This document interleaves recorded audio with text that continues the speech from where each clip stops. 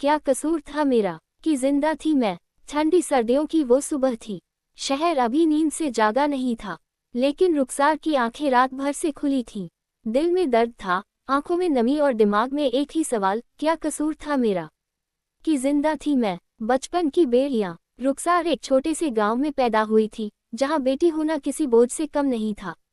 उसकी माँ अक्सर उसे गले लगाकर रोती और कहती, काश तुझे बेटा जनती तो तेरी जिंदगी आसान होती। रुखसार समझ नहीं पाती थी कि उसके जन्म लेने में उसका क्या दोष था, लेकिन धीरे धीरे उसने समझना शुरू कर दिया कि समाज में लड़कियों की जिंदगी आसान नहीं होती। 5 साल की उम्र में स्कूल जाने का सपना देखा था, लेकिन 2 साल बाद ही पढ़ाई छूट गई। वजह, घर में पैसा नहीं था और भाई की फीस पहले आती थी। जब भी रुखसार किताबों को देखती, उसकी आंखें चमक उठती, लेकिन किताबें उसके लिए नहीं थीं, ये तो बेटों की दुनिया का हिस्सा थी। किशोरावस्था की कैद। रुखसार 16 साल की हुई तो रिश्ते आने लगे। माँ बाप जल्दी शादी कर देना चाहते थे, मानो बेटी बोझ हो और जितनी जल्दी उतार दिया जाए उतना अच्छा। पर रुखसार को सपने देखने की आदत थी।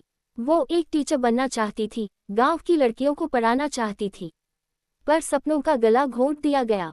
शादी हुई एक ऐसे इंसान से जो उम्र में 12 साल बड़ा था। प्यार तो दूर की बात, इज्जत भी नहीं थी उस रिश्ते में। बात बात पर ताना, मारपीट और एक ही सवाल, तू जिंदा क्यों है। रुखसार रोज आईने में देखती और खुद से पूछती, क्या कसूर है मेरा। क्या इसलिए कि वह लड़की थी, क्या इसलिए कि वह सपने देखती थी। माँ बनी, पर खुद को खो बैठी। जब पहली बार माँ बनी तो लगा जिंदगी में कोई अपना होगा, लेकिन बच्ची होते ही सास ने मुंह फेर लिया। फिर से लड़की, फिर से वो ही ताना, वो ही सजा। बेटी होने की सजा अब वो अपनी बेटी के लिए महसूस करने लगी। रुखसार ने अपनी बच्ची को गले से लगाते हुए कहा, मैं तुझे वो सब दूंगी जो मुझे नहीं मिला। लेकिन कहने और कर पाने के बीच एक लंबा सफर था। पति बेरोजगार था, घर में लड़ाई रोज होती। कभी रुखसार को खाना नहीं मिलता, कभी बच्ची को दूध नहीं। एक बार उसने मायके लौटने की हिम्मत की तो माँ ने कहा, अब ससुराल ही तेरा घर है। और वो फिर से लौट गई, उस जेल में जिसे शादी कहते हैं। एक मोड़, जब सब छूट गया। एक रात रुखसार के पति ने शराब पीकर उसे बुरी तरह पीटा। बच्ची जमीन पर गिर पड़ी। उस वक्त उसके अंदर कुछ टूट गया, शायद डर। उसने उसी रात घर छोड़ दिया, बच्ची को गोद में लिया और चल पड़ी बिना किसी मंजिल के। वो स्टेशन पर बैठी रही कई दिन। लोगों की बातें, ताने और पुलिस की निगाहें सब कुछ सहा, लेकिन पहली बार वो जिंदा महसूस कर रही थी, डर के बिना, गुलामी के बिना। नया सफर, संघर्ष और आत्मसम्मान का। एक एनजीओ ने उसे सहारा दिया। वही सफाई का काम मिलने लगा। दिन भर झाड़ू, पोछा, बर्तन, लेकिन रात को बच्ची की मुस्कान देखती तो लगता, मैं हार नहीं रही, मैं जिंदा हूँ। धीरे धीरे उसने फिर पढ़ाई शुरू की।